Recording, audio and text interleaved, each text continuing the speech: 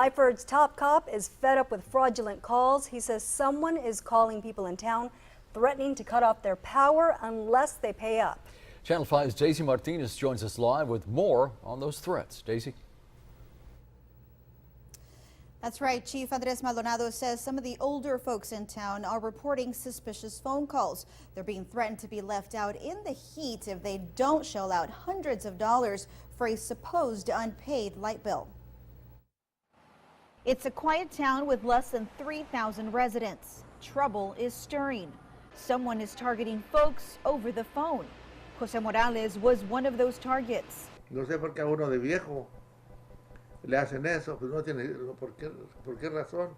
No tienen dinero para darles a esas personas. Morales says his son takes care of paying the light bill, so he panicked when he didn't know if what the caller was saying was true. He was told his electricity would be cut off if he didn't pay $300. Morales didn't give in to the caller's demands. He called his son first to find out what was going on. They now have a plan in place for suspicious calls. Mi muchacho me dice, no hagas conversación con esas personas.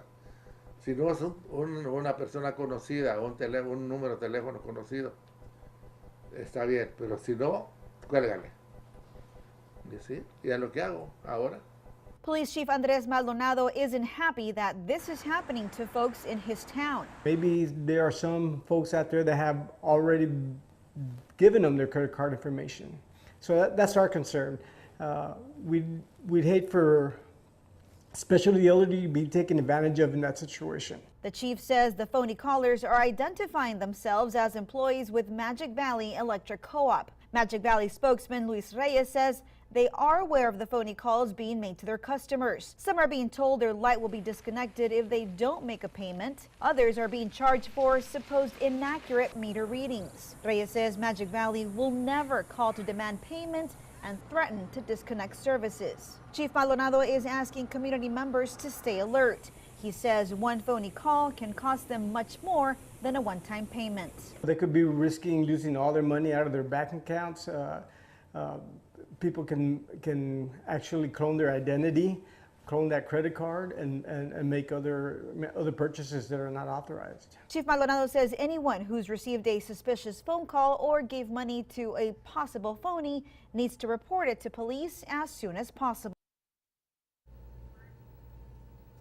The chief says if anything about a phone call feels off, ask for a callback number so you can first find out what's happening before you give out your information or your money.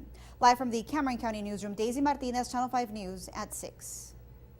A Magic Valley Electric Cooperative spokesman Luis Reyes, as Daisy mentioned in her report, says those callers are asking members to use prepaid money cards. This is a Channel 5 News Extra.